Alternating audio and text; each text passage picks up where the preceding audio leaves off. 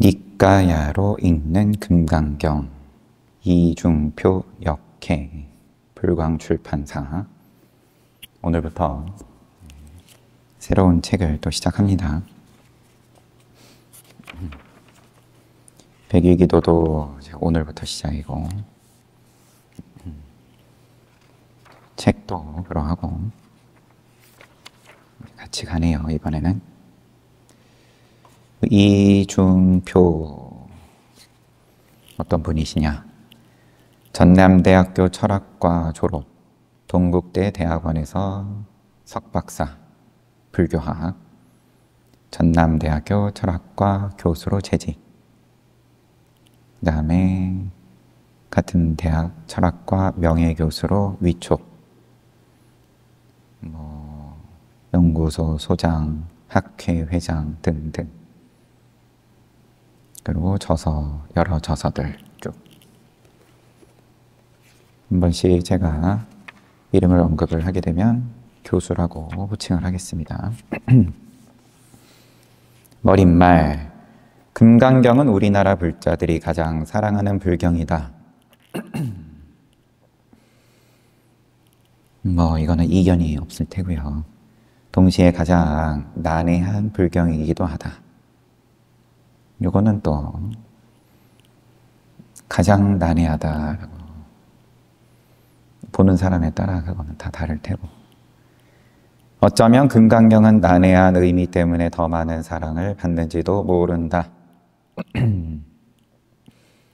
금강경의 난해한 의미를 깨닫는 것이 불교의 깨달음이라고 믿는 사람들이 많다는 의미이다.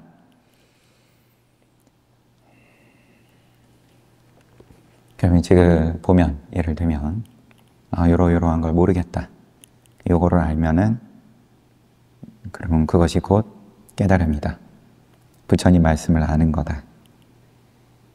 그런 사람들이 많다는 의미다. 요 말을 한다는 것 자체가 별로 그렇지 못하다는 얘기죠.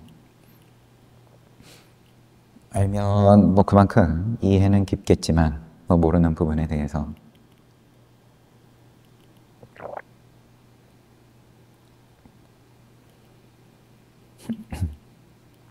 직전까지 보던 서장은 시종일관 깨달음을 이야기를 하는 거고, 깨달은 분이 남을 깨닫게 해줄 수 있는 힘을 가지고, 그럼 그 깨달음에 대해서 어떻게 얘기를 하든지 간에 그러면은 상대방이 그러면은 깨닫냐, 결과로 얘기를 하는 건데, 금강경을 통해서 깨달은 사람은 많이 전해진다. 대표적인 인물은 육조해능. 나무하러 다닐 때부터 이미 금강경 구절, 응무소조 이생기심 듣고 거기서 크게 변화가 있고, 오조홍인 스님 찾아가고 거기서 다시 한번 가르침을 받고, 그런 과정을 우리가 지금 보고 있죠. 정기법회 때.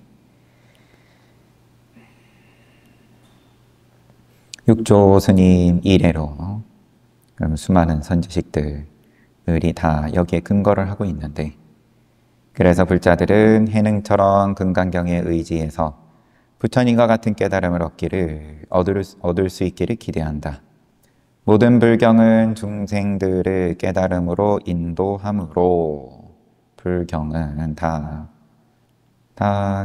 깨달으라고 부처님께서 설하신 건데, 금강경을 통한 깨달음 추구가 잘못이라고 할 수는 없다 하지만, 오직 금강경만을 깨달음으로 인도하는 불경이라고 집착하는 것은 바람직하지 않다고 생각한다.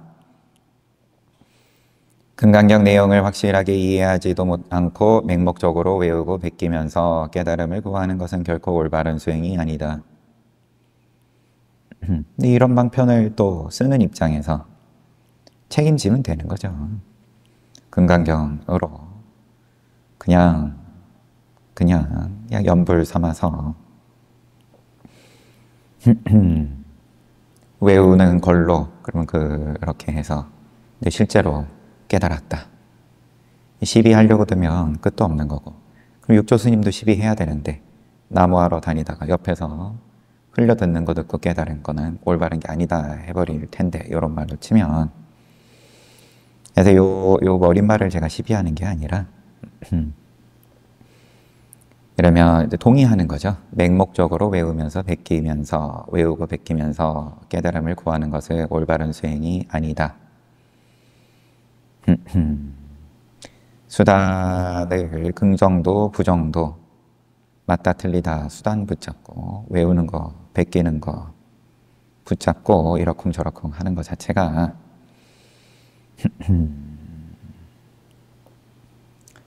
필자는 불자들이 금강경의 의미를 바로 알고 바르게 수행해서 깨달음을 얻기를 기대하면서 이 책을 썼다. 뭐 어찌어찌 인연이 돼서 강의를 한 것이 어찌어찌 또 인연이 돼가지고 책으로 나왔다. 다 건너뛰고 부처님께서 깨달아 가르친 불교의 진리는 사성제이다. 그러므로 우리가 불교를 통해서 깨달아야 할 진리도 사성제이다.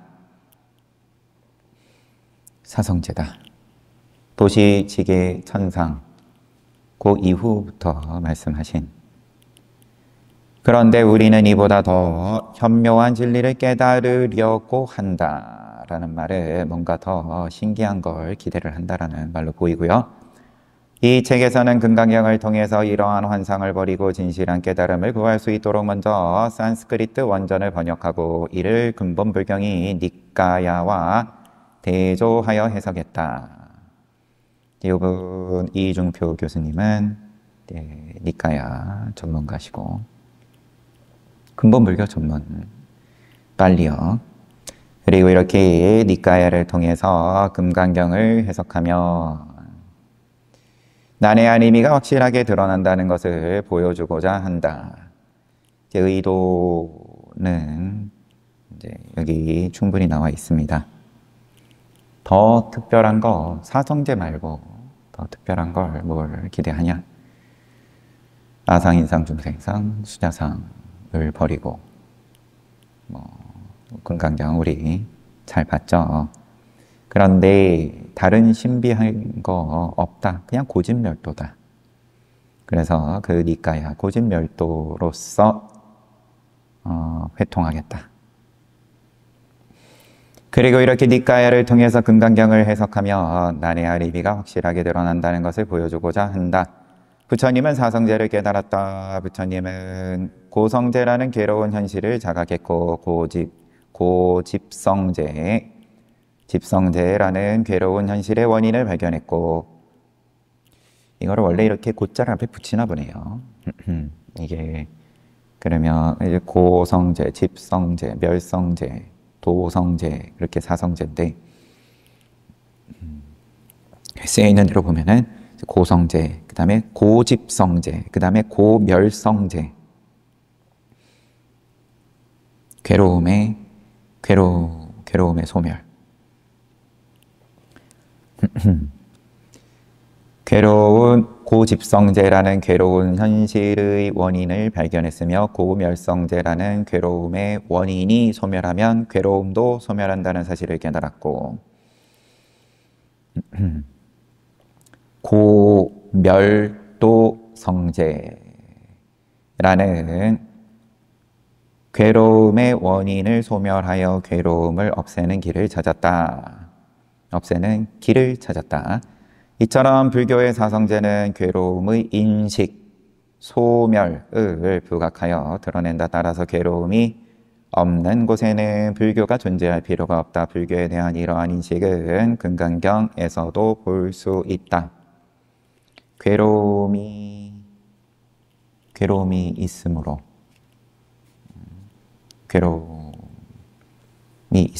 괴로움이 없는 방법, 그 길, 괴로움이 없는 길. 그러면 괴로움이 없다? 그럼 뭐 더 얘기할 게 있냐? 금강경에서도 볼 수 있다 하면서 인용하십니다. 수벌이야 어떻게 생각하나? 여기는 높임말로 해놔서 조금 어색하지만 그냥 읽겠습니다. 수벌이여 어떻게 생각하나요? 열애는 아누따라 삼약삼보리를 얻었을까요? 열애가 설한 법이 있을까요? 좀 그런데요. 수보리가 말했다. 제가 부처님께서 하신 말씀의 의미를 이해하기로는 안욕따라 삼약삼보리라고 부를 수 있는 고정된 법이 있지 않습니다. 열애께서 말씀하실 수 있는 고정된 법도 없습니다. 안욕따라 삼약삼보리, 무상정등각이라는 어떤 실체법이 있지 않고 또 열애께서 말씀하실 수 있는, 그러면 열애께서 이제 표현하자면 얻으신 이제 무상정등각, 가장 그 궁극의 깨달음 뿐만 아니라 그 무엇이라도 간지럽네, 목마르네, 이런 거 다 삼라만상에 대한 이러한 고정된 법이 없습니다. 열애가, 인용은 끝났고요. 열애가 깨달으신 깨달음은 어떤 실체를 발견한 것이 아니라는 말씀이다. 해능도 마찬가지다. 그는 금강경을 해설한 서문에서 인용, 세상 사람들이 자성을 보지 못하고 있기 때문에 견성하는 가르침을 세웠을 뿐이다. 견성, 굳이 견성 이야기를 한 이유는 성품을 못 보니까, 만약에 세상 사람들이 진여본체를 확실하게 보고 있다면 임시방편으로 가르침을 세우지 않았을 것이다. 뭔가 세웠다 그러면은 시설했다라는 거는 임시라는 의미가 이미 전제가 돼 있는 거다. 임시. 자성 또는 진여 등의 언어가 깨달아야 할 어떤 실체가 있는 것처럼 우리를 현혹하지만, 자성을 본다는 것은 우리의 본성이 자성 없이 연기하는 공성, 성품이 공한 성품인 것을 보는 것이고, 진여본체를 본다는 것은 연기하는 우리의 마음을 본다는 것을 의미한다. 우리의 모든 괴로움은 마음이 연기하고 있다는 사실을 모르는 무지에서 비롯된다. 이것이 무명에서 시작되어 생로병사로 이어지는 12연기의 유전문이고, 흘러가는 문인 거고, 사성제의 고성제하고 집성제이다. 이렇게 흘러가는 것에 대해서, 그러면은 제 괴로움으로서, 그리고 그 괴로움이 이제 집착이라는 것을 바로 볼 수 있냐? 부처님은 생로병사의 괴로움을 이러한 괴로움이 실체 없이 연기하고 있다는 사실을 알지 못하는, 거기에 연기하는데, 흘러가는데 실체가 없다 라는 것을 알지 못하는, 용납이 안 되는 거죠.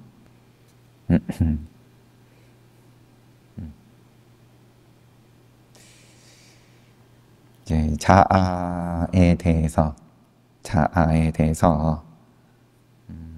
포기를 못하니까, 놓을 수가 없으니까 거기서 온갖 즐거움과 삶의 이유와 지금의 괴로움을 견딜 수 있는 명분과 그 뿌리를 다 거기에 두고 있으니까, 그거를 그러면은 놔봐라, 죽으라는 소리니까, 내가 여태 이룬 것에 대해서 이제 아무 의미 없다 해버리는 건데,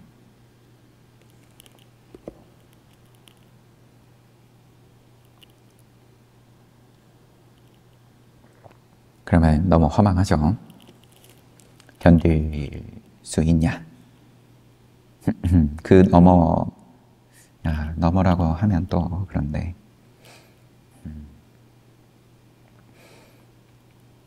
돌아와서 그런 사실을 알지 못하는, 인정하지 못하는 그것을 이제 무명에서 비롯된 것임을 깨달아 가르쳤고, 문장의 시작이 부처님께서 생로병사의 괴로움은, 죽음에 대한 괴로움은, 뜻대로 되지 않는 괴로움은 실체 없이 연기하고 있다는, 원래 뜻대로 안 된다. 뜻이가 붙을 수 있으면 그게 곧 실체인데, 뜻대로 되지 않는, 뜻대로, 뜻과는 상관없이 연기하고 있다는 사실을 알지 못하는 무명에서 그 괴로움이, 근본 생사의 괴로움이 비롯된 것임을 깨달으셨고 또 가르치셨고, 자성 없이 연기하는 마음의 실상을 깨달아 괴로움에서 벗어나는 길을 가르쳤다. 해능도 불교를 이렇게 이해하고 있었다. 학자니까 표현을 이렇게 하시지만, 여튼 현대는 그 어느 때보다 괴로움이 많은 시대다 일까요? 현대 늘 자기가 제일 중요하니까 그렇게 보지만, 어느 시대든 어느 위치든 천상에 갖다 놔도 똑같은 소리 할 겁니다. 그 어느 때보다 괴로움이 많다. 그러니까 괴로움이 덜하다, 천상에 갔다니 괴로움이 정말 덜하다, 생사 문제에 대해서 그럴 것 같으면 좀 나으니까, 그러면은 고진멸도를 굳이 더 얘기 안 해도 될 수 있는 거죠. 그럼 그 위의 천상, 좀 더 괴로움이 덜하고. 근데 천상 가도 똑같은 소리 할 거다. 그 어느 때보다 괴로움이 많은 시대다. 현대사회를 고통스럽게 만든 것은 가난이 아니라 개인적인 욕망의 추구와 끝없이 재물을 소유하고자 하는 탐욕이다. 가난이 아니라가 아니라 다 같은 말이죠. 따라서 현대사회의 진정으로 필요한 것은, 하지만 이런 말이 이제 불교를 처음 접하는 입장에선 맞아, 내가 지금 넉넉한데도 지금 왜 이렇게 괴롭냐? 개인적인 욕망의 추구와 끝없는 재물을 소유하고자 하는 탐욕 때문이었구나.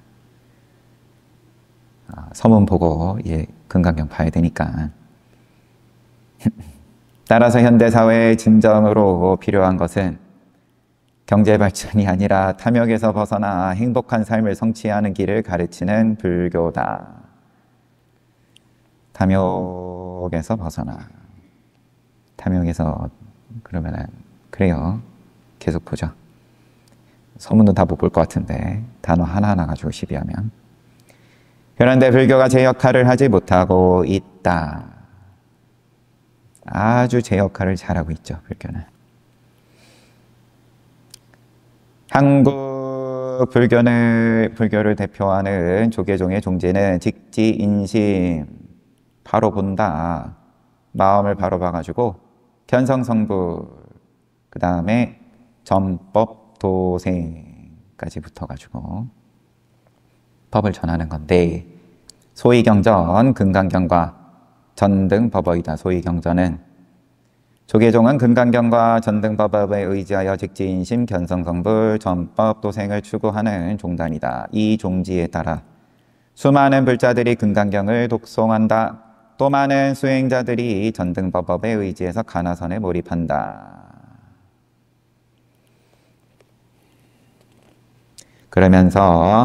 그런데 답답함을 느낀 수행자들이 열심히 금강경을 독송했는데, 그런데 직시인심 견선성불이 안 돼가지고 답답함을 느낀 수행자들이 남방불교에 눈을 돌렸다. 그래가지고 윗바사나 수행을 익히고 돌아왔다. 이들을 통해서 아함경이 새롭게 주목받게 되었다. 그래서 니까야와 아비달마 문서들이 번역, 소개되었다. 이쪽 입장에서는 대승불교를 또 비판을 하고 부처님의 진정한 가르침이 아니라는 것이다. 그래서 지금 이 앞에 이미 얘기를 했죠. 이 대승경전의 이제 입구죠. 입구. 금강경은 이것이 산스크리트어로 보고 이것을 니까야와 대조해서 해석을 해가지고 그래가지고 결국 두 가지가 다른 게 아니다라는 이야기를 내가 할 거다. 그런 거니까요. 뭐 그래가지고 논쟁에 빠졌는데 과연 대승불교는 불교가 아닐까? 그러나 이렇게 비판하는 것은 부처님 직설이 아니라고 해서 비판하는 것은 문제가 있다. 왜냐하면 그렇게 치면 근본불교에서 의지하고 있는 논서들도 아비달마 논서들고 참고서인 거죠. 경전의 참고서들도 부처님의 직설이 아니기는 마찬가지이고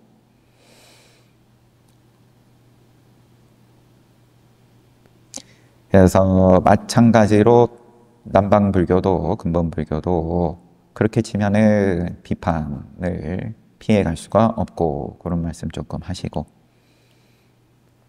그래서 대승불교의 부정은 옳지가 않다.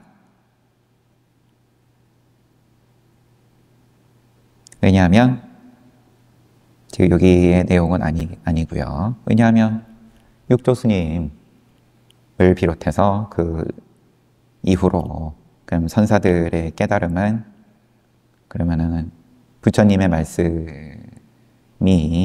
아니기 때문에 그러면 통으로 그거를 부정을 할 거냐?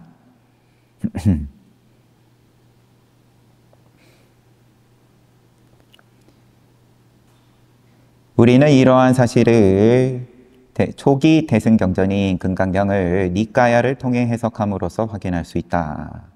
이 금강경이 대승불교가 진정한 부처님의 가르침을 계승하고 있다라는 것을 확인할 수 있다. 학자이므로 근거를 가지고 그런 걸 보이겠다. 그래서 정통성을 확보할 수 있을 것이다. 금강경의 바른 이해를 통해서 조계종의 종지를 바르게 실현할 수 있는 길이 열릴 것이다.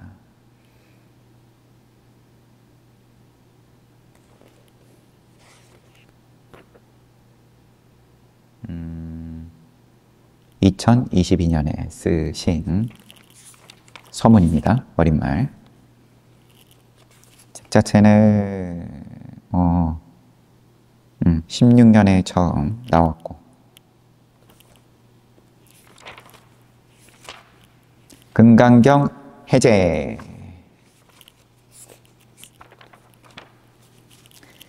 금강경의 내용을 이야기하기 전에 금강경이 어떤 경전인지 살펴보기로 하자 이 경의 이름은 범어로 산스크리트어로 앞으로는 그냥 계속 범어라고 하겠습니다. 요 발음은 안 하고 넘어가겠습니다. 땡땡땡 땡땡땡 수트라이다. 와즈라는 번개 이제 경의 이름 범어를 부분 분석을 지금 하시는 거예요. 와즈라는 번개 벼락 또는 번개와 벼락의 신인 제석천이 들고 다니는 무기를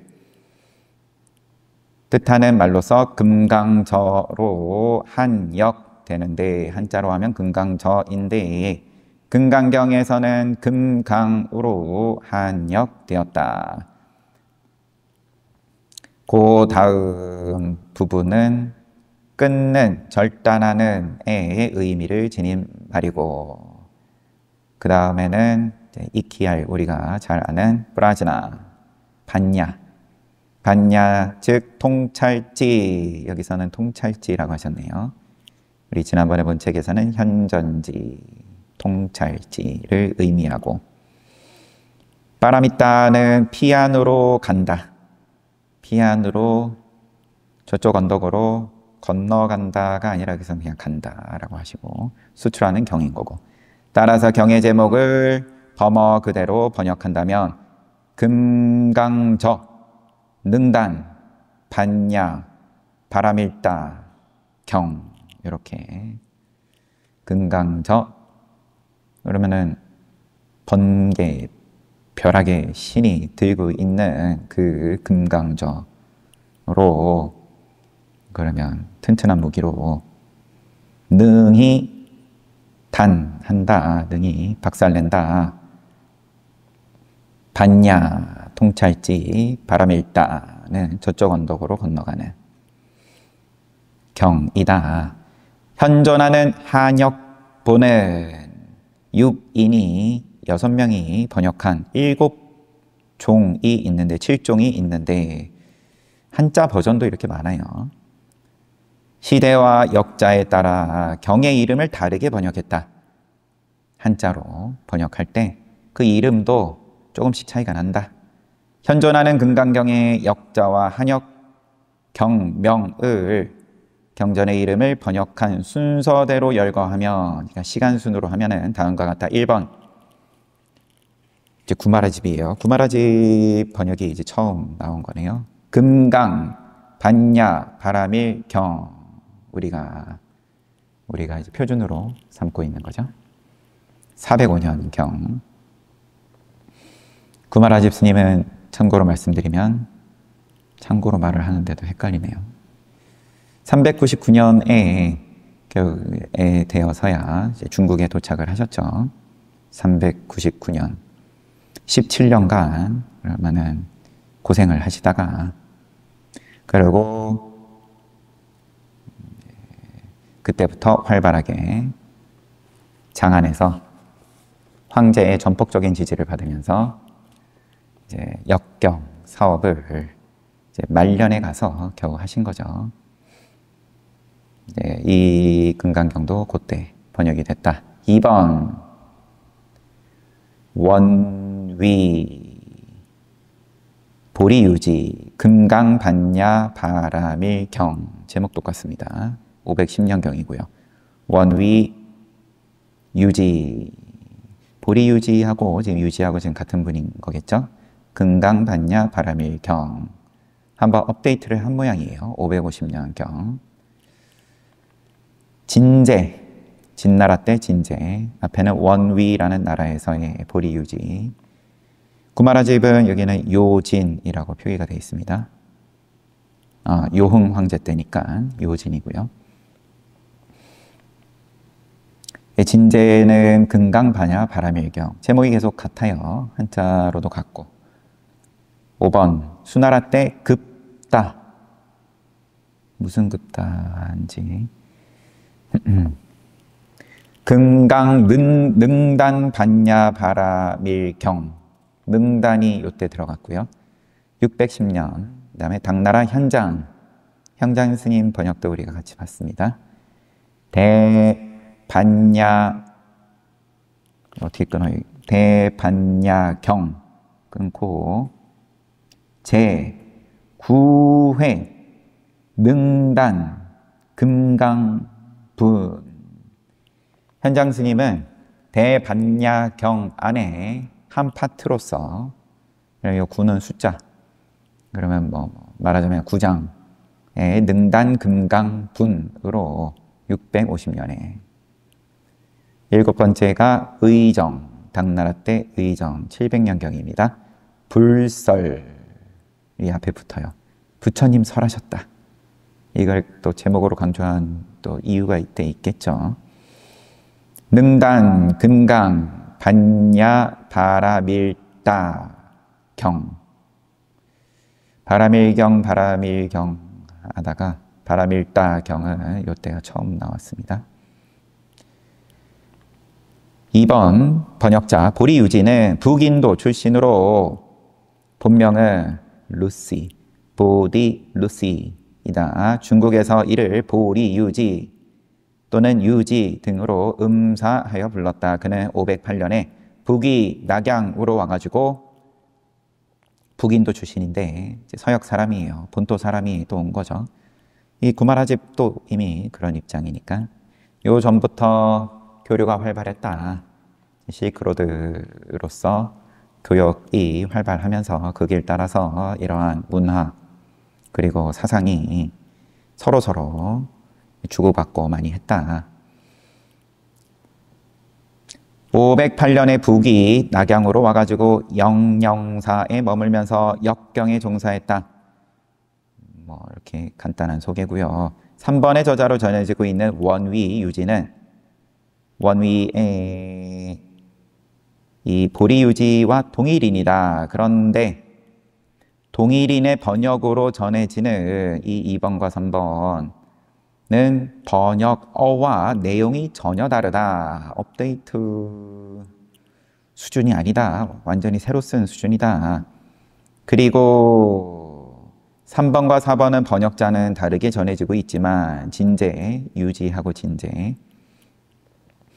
그런데 내용은 동일하다. 따라서 원이 유지의 번역으로 전해지고 있는 3번은 진제의 번역이 와전된 것이라고 할 수 있다. 뭐 그냥 앞에 표지만 뭔가 바꿔서 붙인 걸로 보인다. 아무튼 1번에서 4번까지는 금강, 반야, 바람일, 경이라는 동일한 명칭으로 번역했고 이후에는 능단, 끊는다, 절단한다 이러한 의미를 살려가지고 능단을 넣어서 번역했음을 알 수 있다. 이후에는 능단은 이때 한 번밖에 안 나왔는데 이제 현장 스님은 그냥 대반야경이다 보니까 그렇고 마지막에도 불설, 능단, 금강, 반야, 바람일다경 그 이후로 그러면은 시기적으로 봤을 때 수나라 때부터 우리 수나라 양무제 그리고 아들 소명태자가 금강경 또 전문가여가지고 이렇게 32분으로 나눴다. 양무제 본인이 우선 기본적으로 불심이 컸고 그래서 그때부터의 번역에 능단이 들어갔다. 제목에 자세한 내용을 여기서 다 밝힐 수는 없지만 여러 번역본의 내용을 비교해보면 뒤로 갈수록 번본에 충실한 번역이 이루어지고 있음을 알 수 있다. 전체적인 흐름이 그러면은 원래 본토에 좀 더 충실하게 번역이 되었다. 특히 주목되는 것은 남북조 시대와 중국이 통일된 수나라 이후의 경명 그리고 번역의 내용이 크게 다르다는 것이다. 남북조 시대의 번역 1, 2, 3, 4는 모두 구마라집의 번역을 따라 금강반야 바람일 경의 이름을 취하고 있지만 수나라 이후의 번역은 능단의 내용이 들어간다. 제목에 그리고 제2 선현기청분 선현이 수보리고요. 수보리가 나서가지고 이제 처음으로 질문을 하는 내용이 들어가 있는 금강경 초입부 제1은 부처님 그냥 탁발하고 공양 자시고 들어오셔가지고 자리 잡고 앉으셨다. 그런 내용이죠. 그래서 제2 선현기청분의 번역에 요 앞부분 1, 2, 3, 4에는 발아누 따라 삼약삼보리심이라고 있지만 수보리가 질문을 할 때 저 보살 마살들이 부처님으로부터 잘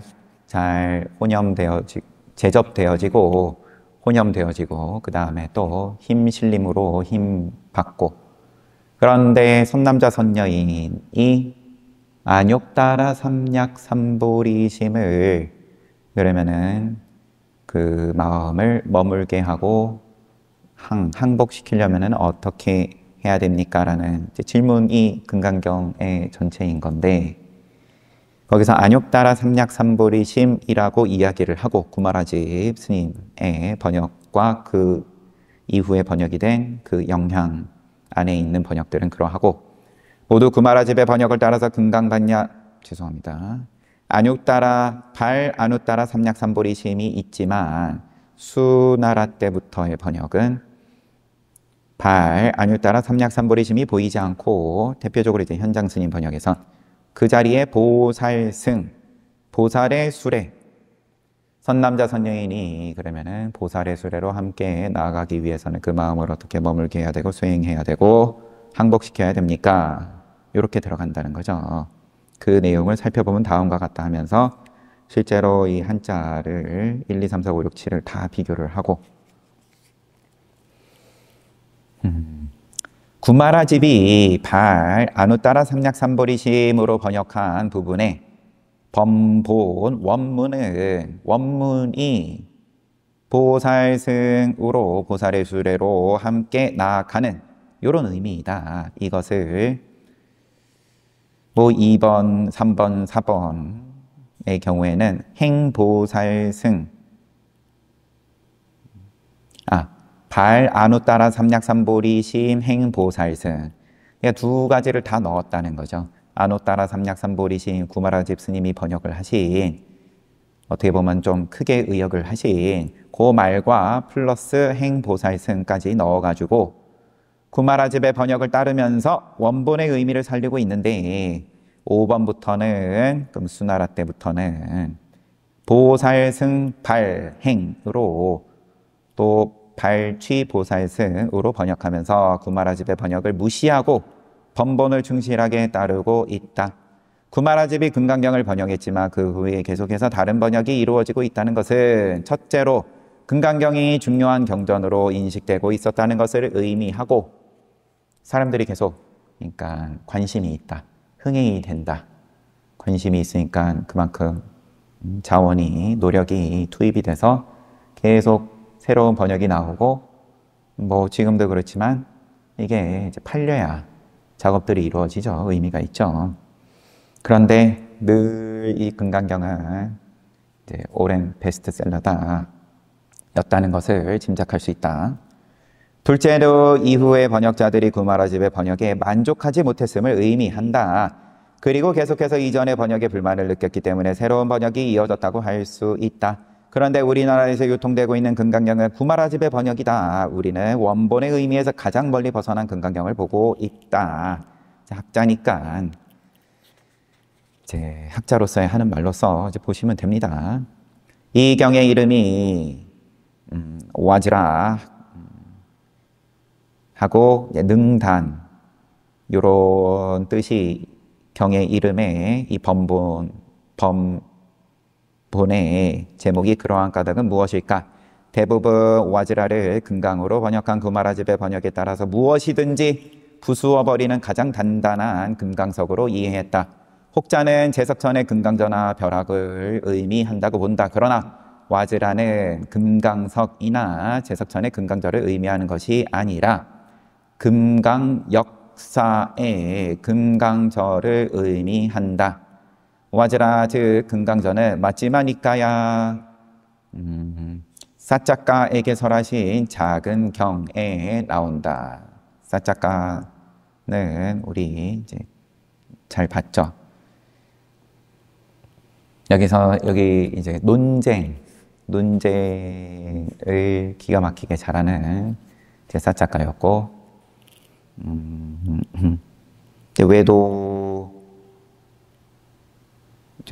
외도죠. 외도에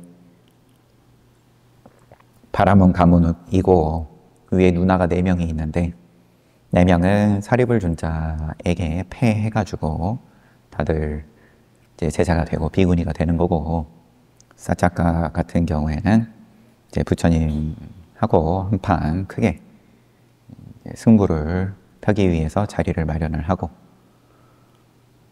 근데 그게 지금 길게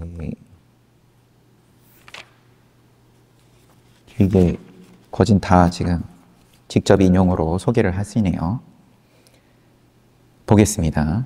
한쪽에 앉은 사자가 니간타푸타가 세종께 말했다. 만약에 곶다마 존자께서 나의 질문에 대답해 주신다면 곶다마 존자에게 어떤 점에 대해서 묻고 싶습니다.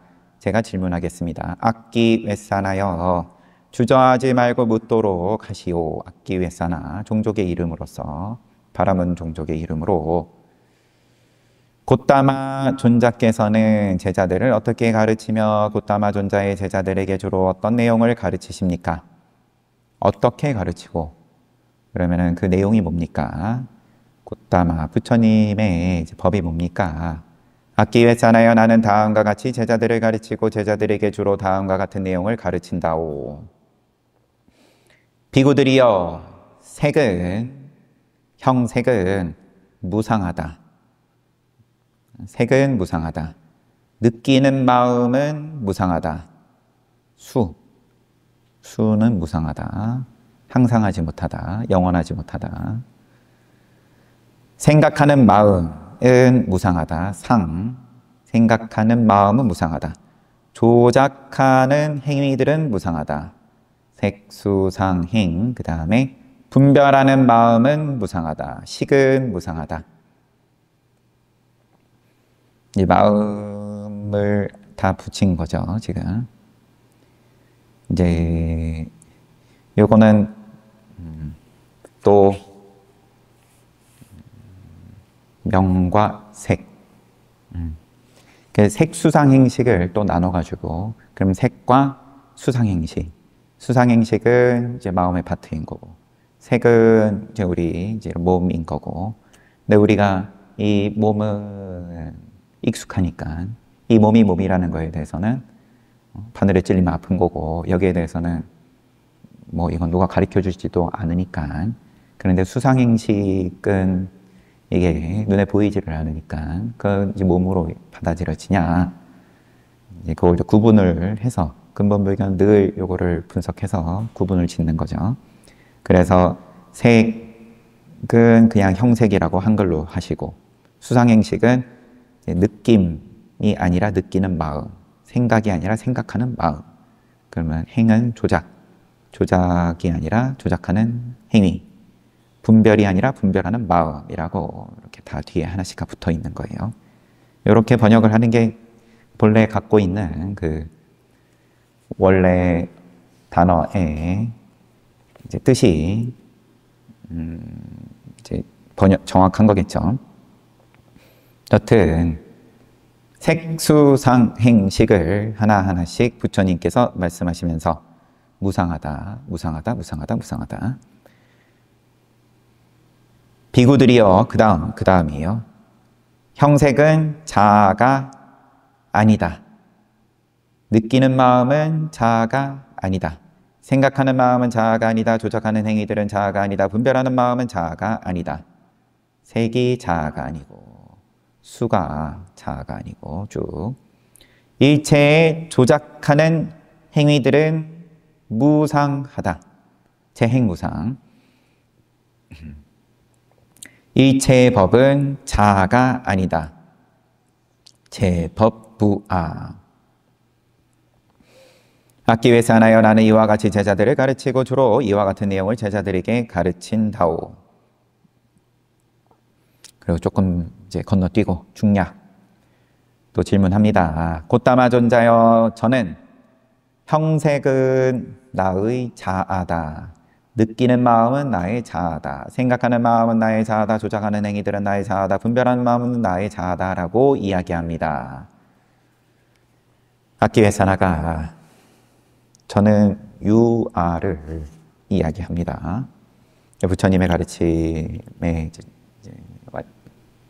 정면으로 이제 거꾸로 나는 이야기를 한다. 그리고 이 중략되는 부분들에 이제 거기에 대해서 좀 더 비유를 들면서 설명들이 들어가죠. 우리가 이것을 지금 언뜻 기억나는 대로 보면 마치 우리가 대지를 딛고 서고 일상생활하고 그런 것처럼 유아로서, 자아로서 우리는 대지를 삼는다. 그런 이야기를 하죠. 그리고 또 중략 좀 있고, 악기회사나여 어떻게 생각하는가? 부처님 말씀입니다. 그대는 형색이 나의 자아다라고 말했는데 그 형색에 대해서 내 형색은 이렇게 되어라. 내 형색은 이렇게 되지 마라. 자아라면 뜻대로 돼야 되는데, 예를 들면 살 빼고 싶으면 그럼 살 뺄 수 있어야 되는데, 건강하고 싶으면 건강해야 되고, 그렇게 이렇게 되어라 또는 이렇게 되지 마라 라고 할 수 있는 힘이 그대에게 있나요? 그런 걸 자아라고 하는 거 아니냐. 이렇게 말씀하시자 사짜가 니간타붓다는 침묵했다. 다시 물었지만 또 침묵했다. 그러자 세존께서 사짜가 니간타붓다에게 말씀하셨다. 세 번째 마지막. 악기에 싸나여 어서 대답하라. 지금 그대에게는 침묵하고 있을 시간이 없다. 악기에 싸나여 누구든 열애가 같은 물음을 3번 물어도 대답하지 않는 사람은 머리가 7조각으로 쪼개질 것이다. 그때 금강저를 손에 든 야차가 붉은 화염에 휩싸인 장렬하는 무쇠 금강저를 들고 사짜가 니간타붓다의 머리 위에 공중에서 만약에 세존께서 3번 물어도 사짜가 니간타붓다가 대답하지 않으면 내가 그의 머리를 7조각으로 쪼개버리겠다라고 생각하고 있었다. 우리가 아난존자일기에서 본 거는 이때 야차는 아니었던 걸로 기억하고 천신의 왕 사카가 금강저는 이제 한자로 번역된 거니까 그런데 뭐 이런 이 커다란 뭐 망치인지 그런 걸로 휘두르고 이제 그리고 이 사차가의 눈에만 보이게끔 그렇게 나타나가지고 이 불타는 무기를 휘잉휘잉 휘두르고 있는 거예요. 머리 위에서. 그 금강저를 손에 든 야차를 세존도 보고 사차가 니간타붓다도 보았습니다. 사차가 니간타붓다는 무서워서 온몸에 털이 곤두서는 두려움을 느끼고 세존께 피난처를 구하고 세존께 도피처를 구하고 세존께 의지처를 구하려고 말했습니다. 이 경전에 이제 직접 이렇게 표현이 되어 있는 겁니다. 온몸에 털이 곤두서는 두려움을 느끼고 이제 겨드랑이에 땀이 나고 지금 여기 그런 말은 여기에는 없지만 부처님께서 이 문답이 끝나고 실제로 너는 지금 온몸이 흠뻑 땀에 젖어 있는데 나를 봐라. 나에게 그러면 땀이 났냐. 이제 이런 문답이 있죠.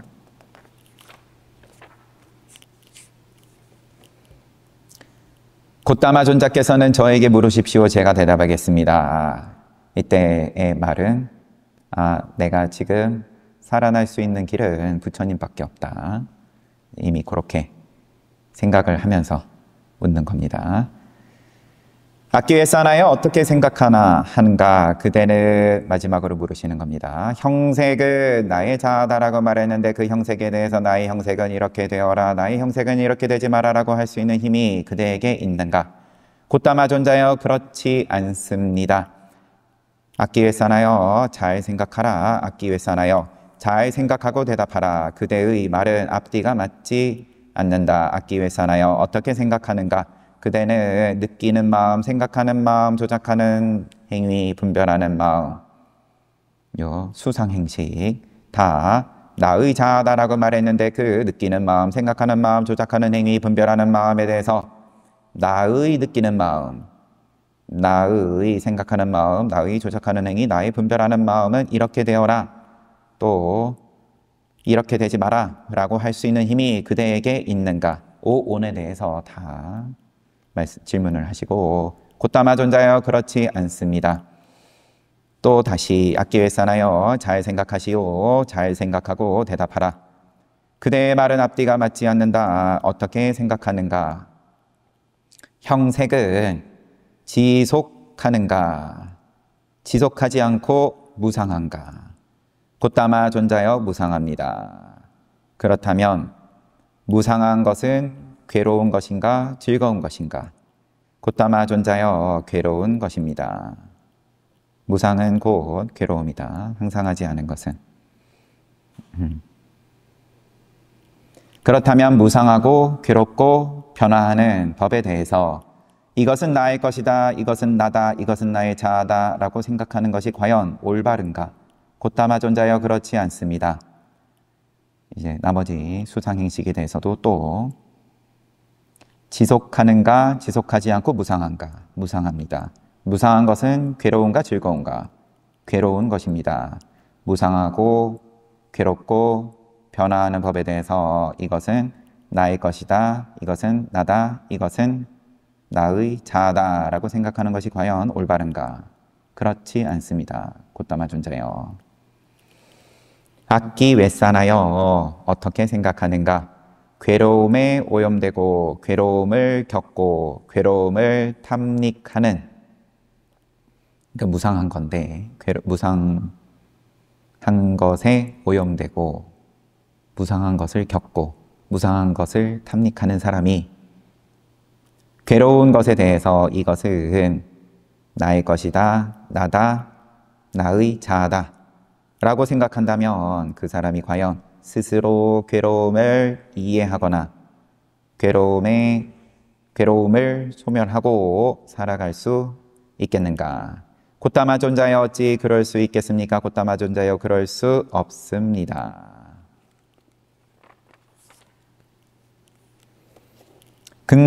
그래서 지금 이 인용은 물론 이 무아에 대해서, 무상에 대해서 재행무상, 제법무아에 대한 내용이지만 여기서 지금 인용을 하신 이유는 기본적으로는 금강저 때문에, 금강저가 그러면은 뭐냐, 이게 니까야에서 살펴볼 수 있다. 금강경에서 역설하는 것은 아상을 없애야 한다는 것이다. 이 경에서 야차가 손에 든 붉은 화염에 휩싸인 장렬하는 무쇠 금강전은 외도 사차카 니간타 붓다의 사견을 깨부수는 무기다. 깨부수는 무기다. 그렇다면 금강저가 깨부수려는 사견은 어떤 것인가? 그것은 형색을 지닌 몸과 느끼는 마음, 생각하는 마음, 조작하는 행위, 분별하는 마음을 자아라고 생각하는, 오온을 자아라고 생각하는 아상이다. 아상 깨뜨리는 무기가 금강저이다. 이렇게 금강경 요 범어 제목은 이와 같은 아상을 깨부수는 야차의 금강저를 의미한다.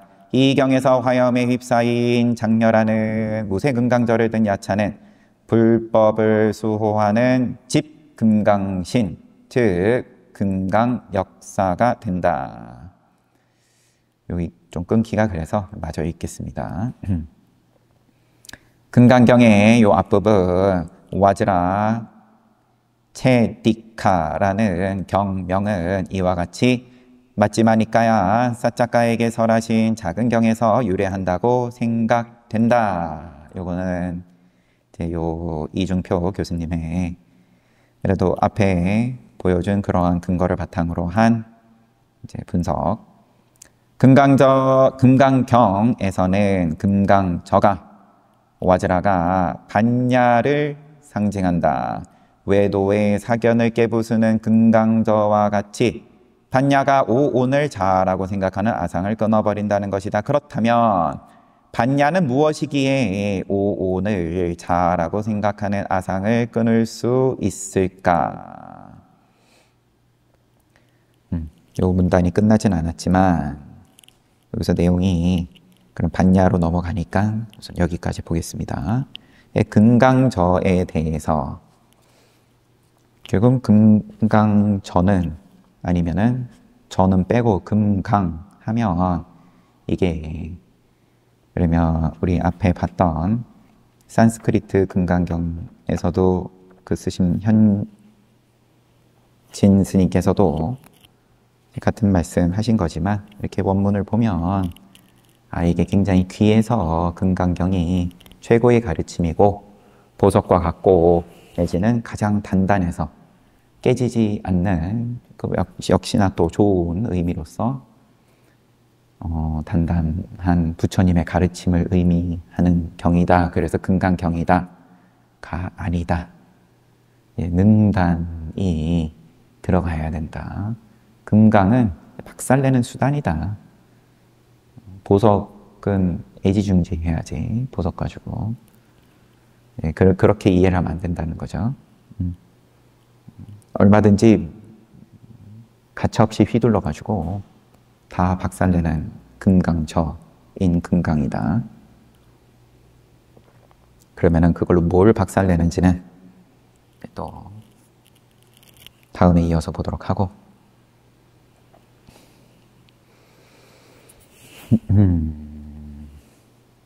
오늘 말하자면 입제입니다. 니까야로 있는 금강경.